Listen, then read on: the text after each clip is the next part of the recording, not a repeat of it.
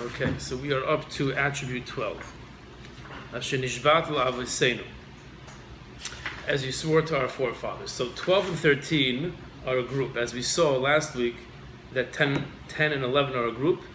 10 and 11 discussed how we should interact with the different types of Jews. And the Ramak had two types of Jews. We have Yaakov and we have Avraham. The Yaakov type Jew is the Jew that does everything correctly, and he fulfills all the mitzvahs. He doesn't go that extra step. And we have to treat him also with judgment, but with mercy in the judgment. And then we have the Avraham type of Jew who goes the Fnimishur Sadin, and to that Jew, if we're patient with others, with him we're super patient, and if we give chesed to others, with him we give super chesed.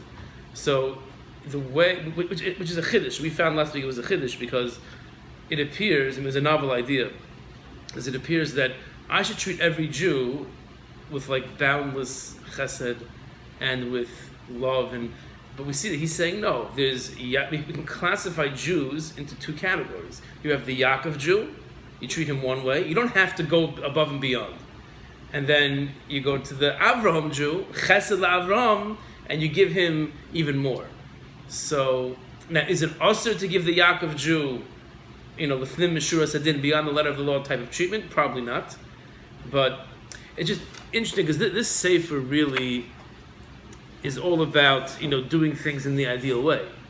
When a person is, when that person threw the money back in my face when I gave him a few dollars, and how I have to treat him nicely, and I have to still give him more, and I have to. So you'd imagine this sefer is talking about like chasidus, means talking about things that the whole sefer we would think is lefnim b'shura sadin, which means that is beyond the letter of the law. But from here it appears not. Here it appears that this is the letter of the law. The letter of the law is when that person threw the money back in my face. The halacha is I have to say, I'm sorry. Maybe take if I can afford it, take another dollar, and that's the letter of the law. And therefore, when the Yaakov Jew comes to me, I treat him in a certain way. But I don't have to go above and beyond. But when the Avraham Avinu Jew comes to me, to him, then I have to go, way above and beyond. Interesting. But that was last week, 10 and 11. Now up to 12 and 13, the final midas. Asher nishbat la'avoseinu. And it's very fascinating. Let's read it and then we'll discuss it. Okay, so literally means as you swore to our forefathers. So yesh bnei adam she'enam hagunim. There are people who are not, how do they translate? They don't act properly, they act improperly. They're not hagun, not the way they should be. V'kadosh Baruch Hu, what does Hashem do? Merachim al kulam. Hashem has empathy and has mercy on everybody, even the person who's not acting nicely. As the Baal Shem Tov said. Baal Shem Tov said that the love Hashem has for the biggest Rasha in the world is more than it's humanly possible that we have towards the biggest tzaddik in the world. It's an amazing thing. So no matter how low the person is, how offensive the person is, and how, let's say the Jew, right? HaKadosh Baruch Hu loves him a love that we can't fathom. It's an amazing thing. The source for this attribute is the Gemara Brachas on Daf Zayin. V'chanoisi es asher achoin. Moshe Rabbeinu asks Hashem. Moshe Rabbeinu asks Hashem a kasha. He has a kasha on Hashem. And Hashem, it's a good kasha, I'll give you an answer. What was the kasha? Tzadik v'ra'aloi, rasha v'toivloi. His kasha was that why do good things happen to bad people and bad things happen to good people? So Hashem responds back, and that's the Gemara Brachas that he's quoting here, is coming in the middle of that sugya. Hashem says back to him, V'chanoisi es asher achoin. I shall favor those who I shall favor. Amar HaKadosh Baruch Hu, Oitzer zeh lo'oisum she'enam hagunim. I have a treasure trove of chesed that I set aside for people who don't deserve it. And I give it to them. The chesed. Yesh oitzer chanunim. I have a treasure house of grace. HaKadosh Baruch Hu choinen v'nois lehem matnas chinam. Hashem gives them a free present. L'fish Amar HaKadosh Baruch Hu, because why does Hashem do that? Because He said, Harei yesh lehem zchus avos. They have the merit of their forefathers. Ani nishbati la'avos. I swore to the forefathers. Imkein im heyo she'enam hagunim. Even though the generation now in Tavshanayin Tes, unfortunately, they're not acting appropriately. Yisku b'shvil she'mizera ha'avos she'nishbati lahem. They're going to merit in judgment. They're going to come out innocent. We'll say because I swore to their forefathers. Lefichach an haleim v'an hagem ad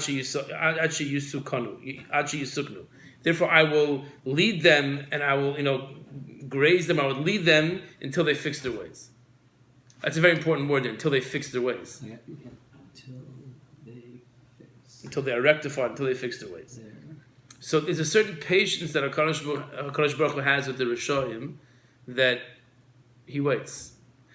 They say today, like, unconditional love. If a person knows someone who's going in the wrong direction, so whereas in previous times there was, spare the rod, spoil the child, which is true. Obviously, everything in Torah is forever, is eternal. The rod, if you define what the rod means, the rod might not mean a stick; it might mean something else. So there has to be discipline. That's for sure. You never grow out of discipline. That being said, today people are very different than they were in the previous generations. And when a person is going in a different direction the parent would like, is a unconditional love. The kid has to know that the parent is always available, is always supportive. So that's what HaKadosh Baruch Hu is, that's mamish this immediate base. Asher nishbat l'avaseinu. Meaning this person in front of us right now has no redeeming qualities whatsoever. He's a no goodnik. He's a bum. He's nothing. He's not doing anything productive. Let's say such a person, right? But HaKadosh Baruch Hu says, but I remember his grandfather and his great-great-great-grandfather back up to the Avos. Says the Torah Devorah, v'kach yiha adam. So to a person must be, afim yifga b'rishoyim.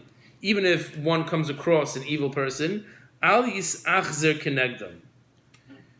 You should not be brazen. How do they translate it here? You should not respond cruelly to them. Don't be cruel to them.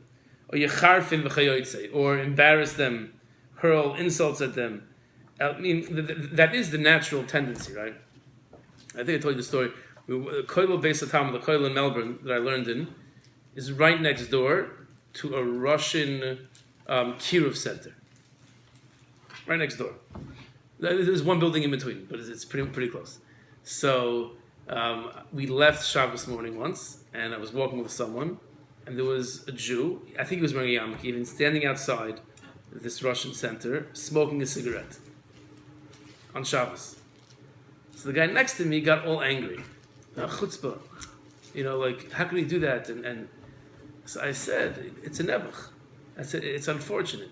I said, first of all, the Baal Shem Tov says that any Aveira that I see, I have a connection to it.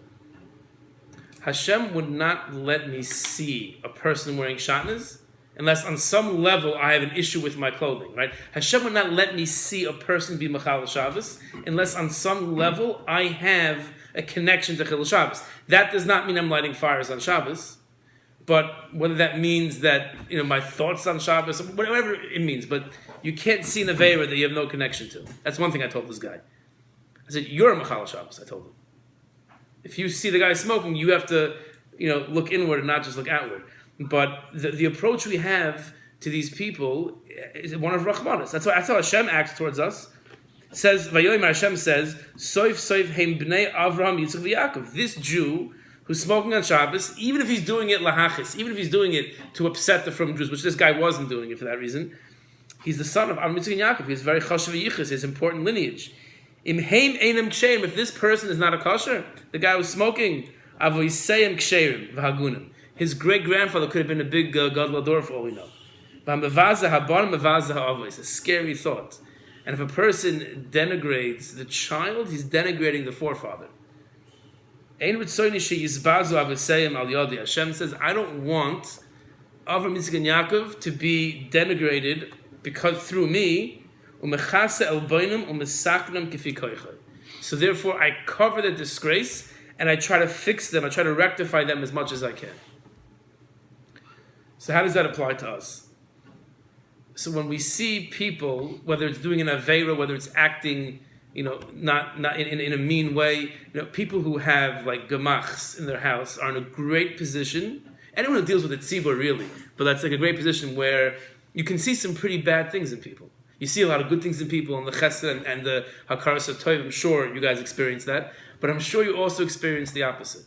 So it's an unbelievable opportunity to use these midas. Like, how do you deal with the person who comes in and just is mean, is rude, is insulting the dresses, is just like trying things on, leaving it. Maybe they stained the dress. I'm making it up. I have no idea. Maybe they like. How do you deal with that? How do you? So that woman is the daughter of Sarah, Rivka, Rachel, Leah. That's. If I get upset at her, if I say something, if I think badly about her, if I do something wrong to her, I'm doing something also to the imahos, to the avos, and one has to be careful. It's a tall order, but it's interesting. He doesn't say that just be nice to people. You have to find that thing that resonates with you, that's going to allow you or encourage you to do so. In other words, Hashem doesn't just say, "Oh, it's a Rahmanis. There's a poor person. It's a Rahmanis. Just give him some money." He says, do you know who his father is? Do you know who his great grandfather is? So we have to find that like common denominator of something that I respect in that person, and then I feel bad for him and I try to help him. Like in your case, I'm not sure. How would you help? Like the idea here is, it's very important what he says here. He says, "Machas," the last 4 or 5 words. He covers. I'm just reading in English. He conceals their shame and help them rectify themselves as much as he can. So there's no question about it. It's beneficial for the person if I act this way. For that guy who's smoking the cigarette on Shabbos, for him it's beneficial that I don't lash out at him even in my mind, that I have Rahmanas on him. But it also benefits me as well. If I do this to others, then Hashem will do it to me. That's the recurring theme throughout the whole Sefer. So we have to. It's incumbent upon us to find that aspect of this person that will evoke my mercy. That's what HaKadosh Baruch Hu does. That's number 12. So it's interesting how the midas have kind of changed. The first 6 or 7 midas, we're talking about a specific instance where someone did something to me, right? Someone comes in and scratches my car, right? Bangs my car. And, okay, so how do I deal with that? Right? This is a guy who, who I help out. I take his kids to school, right? I'm making it up. I take his kids to school. So I stop taking his kids to school, or I get there a little late, pick his kids up early.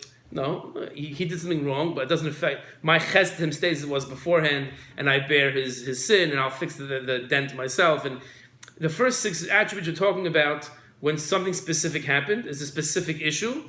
So how do I deal with that? But now we've kind of changed into general approach to people.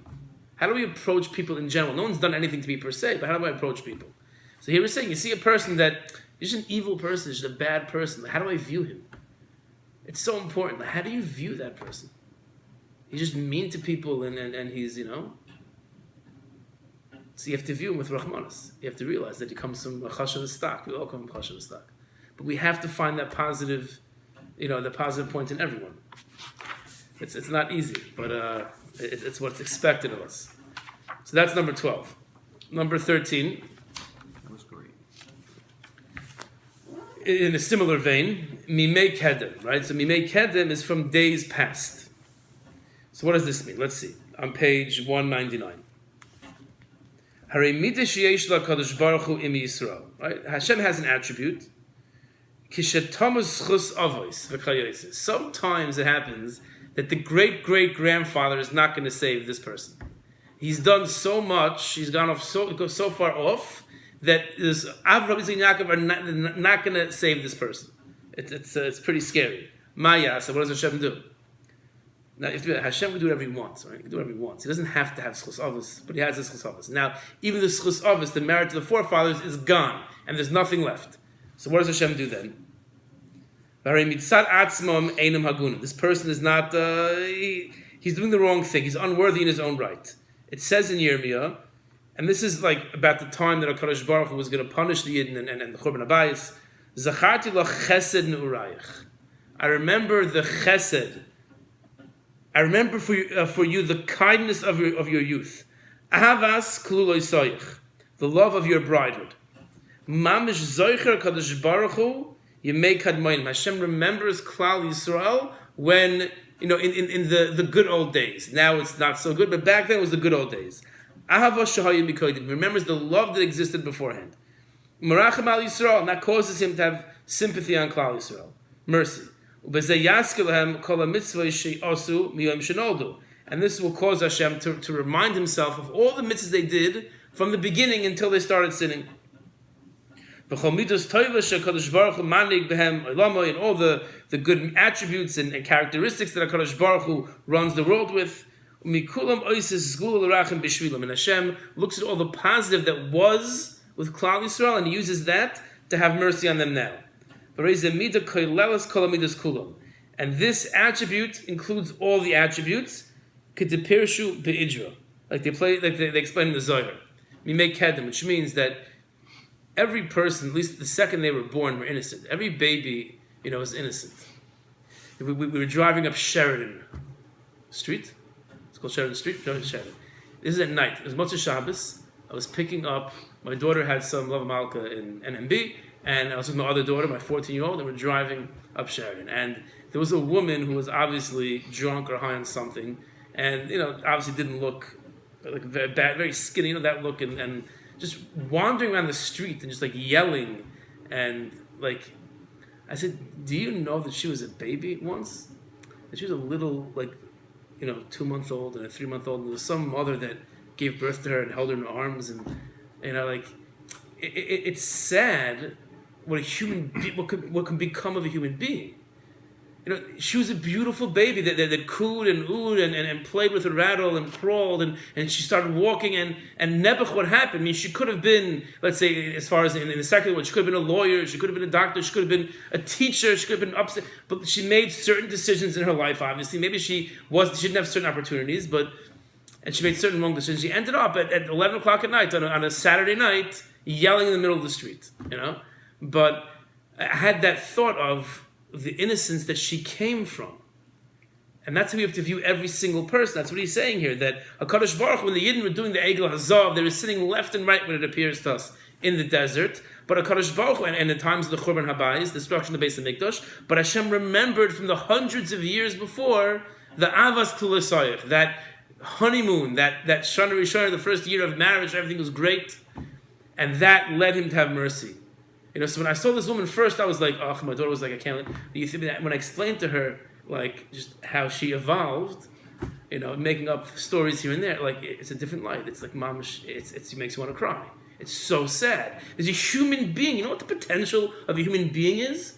We fly people to the moon. We save lives. It's unbelievable what one person can do. And all that potential, Nebuch, what happened to that? It's a tragedy. It's tragic. I'm not angry at her. It's not she's disgusting and she happens to be disgusting. But what's worse is the missed opportunity. And that's how HaKadosh Baruch Hu looks at us. Kach, says the Ramach. Ha'adam yisaken han hagasei im bnei adam. A person should set his behavior towards others. Sha'afil lo yimtza taina me'elu an yizkaros. He's not going to find anything redeeming. Even looking at his great-grandfather, who was the Gadol Ador, is not going to help me with how low this person has gone. He takes money from people, and he's rude to people, and he steals, and he makes a chil Hashem, and Yomer, he should say, there was a moment in this person's life before he sinned. At that moment, in earlier days, this person was a kosher. He was an upstanding citizen when he was 4 years old, when he was 7 years old. And one should remember the good that person did when he was younger. This is the pasuk in Yeshayahu. Those weaned from milk, remember them when they were very small and innocent. And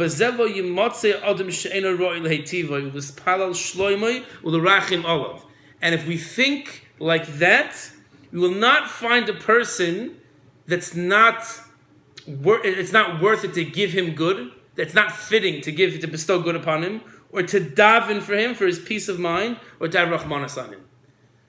If we think that every person came from, and it could be that's this nakuda, that every person came from a point of innocence. In other words, we're all innocent. At one point, we were all innocent. What I see right now of that person is not how that person was born. Pure evil. She's not pure evil. She was pure innocence at one point in time, and many bad things happened. So you look at a person, the lowest of the low, the hardest person to deal with, when they come in to your gmach and they're mamish like your wife's about to cry. I'm sure there have been times, right, where the treatment she got, it's just the way it is. That's not the world. But that person, it's a nebuch. look what a human being is doing. Someone's trying to do chesed with you, and you're totally, you're ingrate. They're not, but I'm not angry. I feel bad because I know once you were a 6-year-old girl frolicking in the park, and now look how you're acting. So, you want to minimize the shame. I want to try to diffuse the situation and help the person out. What's very important is, it's not, when we say unconditional love, we don't mean like this hippie type of everything is lovey-dovey. What we mean is, ulehispalal al shloimoi, we have to daven for these people. When that happens, right, you have to daven. Do we do that? Do we do that? Like someone does something wrong to you, do you daven for him? It doesn't hurt. It doesn't affect my ego. No one knows I'm davening for him. I can't go over to the guy because my ego is too high. But why can't I daven for the person? Daven for the person. It's a rachmanis. Daven for him. U'lerach, and have rachmanis on the person. So it seems like he's saying there is no one that's not worthy of rachmanis, because we all start off innocent, and we can all at one point come back to that state. So I think these 2 meters at the end are so he says these are the meters that include everything else. There's no anger. There's no anger towards anyone. There's no anger. It doesn't mean that you can walk all over me and I'm not going to say anything, right? It doesn't mean that I have to just surrender. But there's no anger because people are good. Every Jew is good. Just they made very bad decisions. And if we have that approach to them, we have that rachmanis, and we daven for them, so then it's a big schus for us, and that's what HaKadosh Baruch Hu wants, and that's what the Sefer is about. So maybe next week we'll do a sikum of all 13 meters. We'll try to go through all of them and maybe have a chart and see how it progresses. And then I think Chayvus Alavavas will be the next limud. Shkayach.